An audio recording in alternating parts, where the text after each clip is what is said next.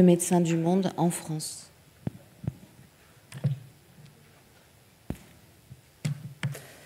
Bonjour, merci d'accueillir Médecins du Monde donc pour parler de l'importance de proposer un dépistage de la tuberculose maladie de façon systématique chez les personnes migrantes en situation de précarité qu'on reçoit à Médecins du Monde.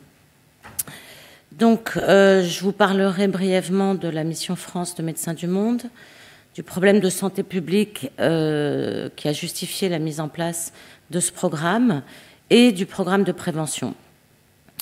Alors, je m'excuse pour ceux qui ont assisté à une présentation hier qui portait sur le même programme, mais sur le versant VIH, hépatite ST. Il y a un certain nombre de diapos qui sont effectivement les mêmes, parce que entre hier et aujourd'hui, les programmes de Médecins du Monde, ni les patients qu'on reçoit n'ont changé.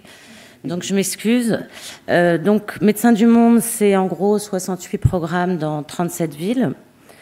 On a des centres d'accueil et d'orientation qui sont des lieux fixes où les patients viennent nous voir. On réalise environ 31 000 consultations médicales et 12 000 consultations sociales par an pour 25 000 patients. L'essentiel de nos actions reste des actions qui sont des actions mobiles, de proximité, où on va là vers les gens qui ont des difficultés pour tout un tas de raisons ou qui ne souhaitent pas venir vers nos centres. Donc des migrants en transit, des personnes incarcérées, toutes les personnes en situation de précarité, les usagers de drogue, des personnes travailleurs du sexe. Et nous avons aussi deux programmes transversaux, qui est un programme sur le cancer du col de l'utérus et un programme sur la prévention du VIH, des hépatites, des IST et de la tuberculose. On s'est doté depuis 2000 à Médecins du Monde d'un observatoire de l'accès aux droits et aux soins, qui est un véritable outil de plaidoyer. Ça nous permet de rendre compte avec des données objectives des difficultés que nos patients ont pour accéder au système de droit commun. Depuis maintenant 2016, on a mis en place un dossier patient informatisé avec un entretien d'accueil qui est rempli systématiquement pour tous les patients qui viennent consulter dans nos centres et qui nous permettent d'avoir des données socio-démographiques. Et par ailleurs, le dossier médical du suivi du patient, sachant que les patients viennent nous voir moins de 2 fois en général, puisque notre but, c'est pas de créer un système parallèle, mais bien d'orienter les patients vers le droit commun et de permettre aux patients d'ouvrir leurs droits. Donc, grâce aux analyses de l'Observatoire régional de la santé Midi-Pyrénées qui analyse nos données, je peux vous donner donc le profil des personnes qu'on rencontre. Donc essentiellement des hommes jeunes, 96% sont étrangers, dont les 2 tiers en situation irrégulière, et ils viennent essentiellement d'Afrique subsaharienne. Tous vivent dans des situations de précarité extrêmes, puisqu'on voit que seuls 8% des patients ont un logement personnel, tous les autres sont hébergés, 21% sont sans domicile fixe et 10% environ vivent dans des squats ou dans des bidonvilles. Absolument, enfin quasi 100% des patients vivent en dessous du seuil de pauvreté. Et en ce qui concerne la couverture maladie au jour de la première visite dans nos centres, en fait, il y a 80% des patients qui théoriquement ont droit à un régime de couverture maladie, quel qu'il soit, mais seuls 16% ont des droits ouverts. Donc ça témoigne d'obstacles majeurs à l'accès aux droits et aux soins qui nous sont rapportés par les patients eux-mêmes. Et vous avez là un certain nombre d'exemples, dont la méconnaissance des droits et des structures. Les patients ne savent pas qu'ils ont droit à une couverture maladie. Donc ça nous permet aussi de dire que les patients ne viennent pas en France pour se faire soigner. D'ailleurs, on a vu tout à l'heure que la migration pour raison médicale était très faible comme raison de migration. Et bien sûr, la barrière linguistique qui va être un énorme obstacle pour les patients. Enfin, l'absence de domiciliation, plus d'un quart des patients, et sans domiciliation, on ne peut pas ouvrir ses droits. Alors, dans les consultations médicales, les médecins demandent systématiquement, ou presque, puisque vous voyez que cette année, on a un taux de réponse qui est à 46%. Est-ce que les patients sont à jour de leur vaccination BCG?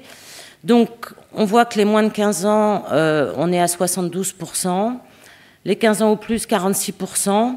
Donc des valeurs qui sont assez faibles. Il faut savoir qu'en France, on a levé l'obligation vaccinale depuis 2007, mais qu'elle reste fortement recommandée justement pour toutes les populations qu'on reçoit à Médecins du Monde, et notamment chez tous les enfants migrants ou en situation de précarité. Alors, ce tableau, on a essayé d'analyser quels étaient les facteurs associés à la couverture vaccinale des patients. En fait, on a donc un odds ratio qui est la probabilité d'avoir une couverture vaccinale. Et donc, si l'odds ratio est inférieur à 1, on voit que les patients ont beaucoup moins de chances d'avoir une couverture vaccinale. Ce qu'on voit ici, c'est qu'on a un fort lien entre les conditions de logement et la couverture vaccinale des patients, puisque par exemple les patients sans domicile fixe ont 3 fois moins de chances d'avoir été vaccinés par le BCG.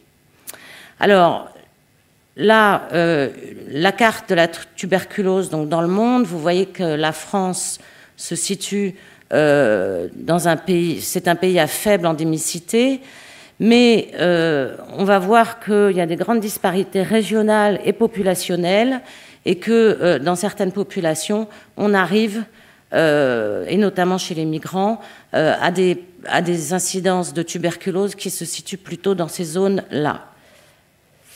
Les cas de tuberculose déclarés en France en 2016, vous voyez, comme je vous disais, la France, faible endémicité, avec en France métropolitaine, parce qu'en Guyane, il y a beaucoup de cas, 7. Alors là, je vous ai mis les données de taux de déclaration en Île-de-France, et plus particulièrement dans 2 départements, et en Haute-Garonne, parce que je vais vous parler des dépistages qu'on propose à Toulouse. Donc vous voyez une disparité régionale, mais aussi une grande disparité parmi les populations, puisque là, on voit que les taux de déclaration en France des personnes nées à l'étranger, ça correspond environ à 60% des cas de tuberculose, dont 40% des patients sont originaires d'Afrique subsaharienne, que le taux de déclaration est 10 fois supérieur à ceux des personnes nées en France, que ça diminue avec l'ancienneté de l'arrivée en France. Vous voyez que pour les patients en France depuis moins de 2 ans, on a une incidence à 202 pour 100 000 versus 12 pour ceux qui sont là depuis 10 ans ou plus, d'où l'intérêt d'un dépistage précoce. Chez les personnes sans domicile fixe, vous voyez des prévalences aussi extrêmement élevées. Donc quand on est migrant et sans domicile, on multiplie les risques de tuberculose.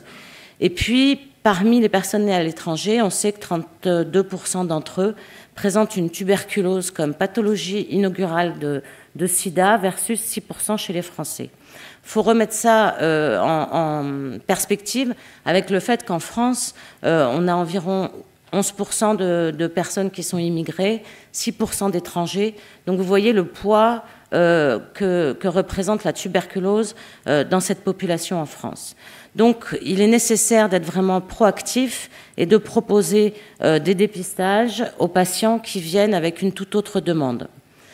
Médecins du Monde n'est qu'un petit maillon. Nous, on fait la promotion du dépistage, mais on est vraiment un petit maillon dans tout le travail énorme qui est fait au niveau des départements par les centres de lutte antituberculeuse, agences régionales de santé, services de protection maternelle et infantile.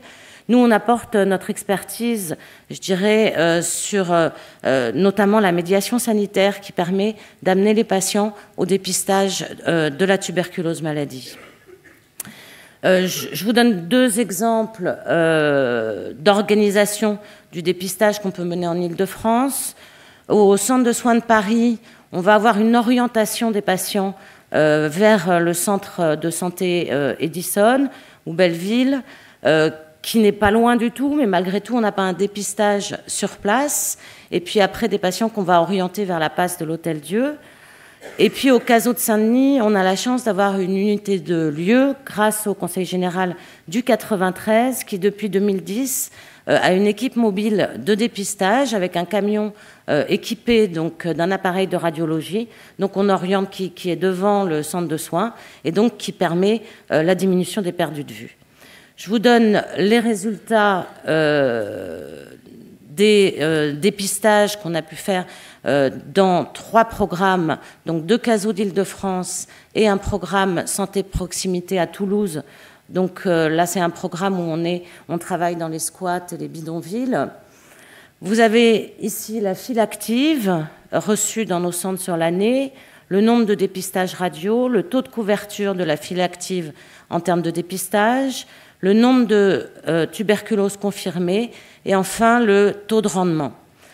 Alors, on propose donc des radios. On voit que le taux de couverture de notre file active, on a encore des progrès à faire, puisqu'on dépiste en gros 30% de notre file active.